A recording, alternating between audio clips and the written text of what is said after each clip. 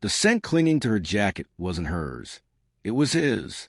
A sharp, invasive fragrance that lingered stubbornly, like a bitter regret stitched deep into the fabric, refusing to be hidden.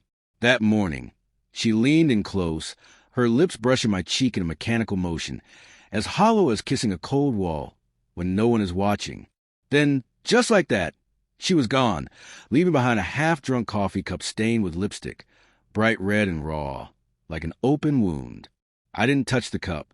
Instead, I sat frozen, my eyes fixated on the slow, steady drip from the French press. The kitchen clock ticked loudly, its sound too harsh in the thick silence where warmth once lived. Today was our 11th anniversary, a night we had planned to celebrate, but the weight in the air made me follow her, not out of suspicion, but because something felt deeply wrong. Like a dog's were standing on end before a storm, the atmosphere shifted, and I knew trouble was coming. I parked across the street from her workplace, watching her move past the entrance with a calm resolve, not sparing a glance in my direction. Her footsteps were steady, determined. Then he appeared, polished, younger, and radiating the smug confidence of a man who already thought he had won. They didn't rush or hide. Their kiss was deliberate, intimate in a way I hadn't felt from her in years. I stayed silent, breathing measured, watching from behind the windshield. Then, as if sensing my eyes on her, she turned and locked gazes with me across the street.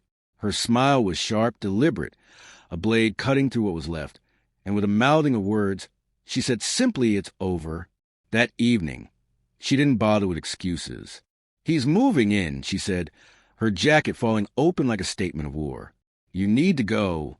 11 years vanished in one breath, shrugged away without a trace of remorse or hesitation, just a staccato click of new heels striking the hardwood floor. I stood in the doorway, my gaze drifting past her to the stranger shedding his shoes like he owned the place. He didn't even look at me, only smirked, as if I was nothing more than a shadow. She watched me watch him, her eyes cold, clinical, as if testing how much I could endure before breaking. But I didn't break. I nodded once, turned, and closed the door behind me. Not surrender, but the only choice left. She thought she'd won, thought this was the end. But I'd already noticed the subtle cracks, the late nights, the phone always tilted away, the growing distance. She didn't know I had been watching, gathering fragments, waiting for the pieces to fit. Now I had a face, a starting point. I began with her phone. Careless. She never changed the passcode. Texas photos, a single video, his face, his voice, his name, Ethan Crane. A finance guy, divorced, no kids, and no concept of loyalty. A man moving through life untouchable, indifferent to the wreckage left behind.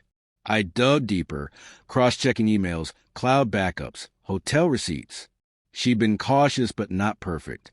I matched timestamps with her business trips, client dinners, each excuse unraveling like a thread pulled from the tapestry of our life. Why him? A background check filled in the blanks. Ethan Crane, 38, fired twice for inappropriate relationships. A history of preying on married women with money. Then I hit the jackpot. A joint bank account opened under her maiden name just 2 months ago. He wasn't just after her.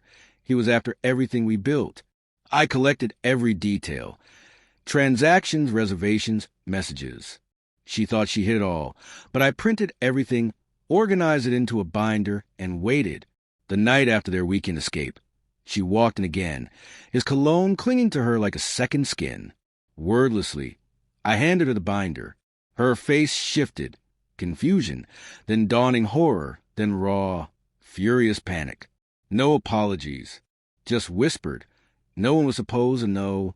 He came downstairs shirtless, froze at the sight of the binder. She turned on him, voice sharp. "You said you covered everything."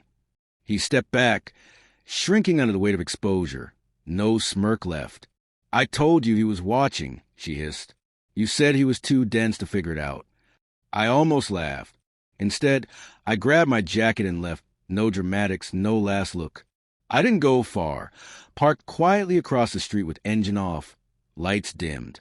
42 minutes later, she stormed out alone, a bag slung over her shoulder, keys tossed carelessly into the gutter. Her phone screen was cracked.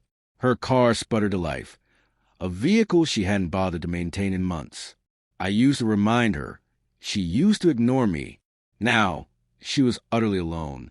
As for Ethan, his file was already in motion, sent to his employer, ex-wife, company board, and every woman he'd ever manipulated. Every bridge he thought he burned quietly, I set ablaze. Then I contacted the IRS. That joint account, tied to her name and signature, was enough to ignite a storm. Let them claw through the ruins, tear each other apart. The house is quiet now, but not empty, cleansed like the air after a downpour. No footsteps echoing upstairs, no half-truths lurking in the shadows. Just me and the stillness. She called once, left no message. She didn't have to. Her silence said everything, and mine said even more. She wanted to fight. I gave her a reckoning. I sleep peacefully now. She doesn't. Some betrayals don't call for vengeance. They demand the truth, and I gave it to her in full.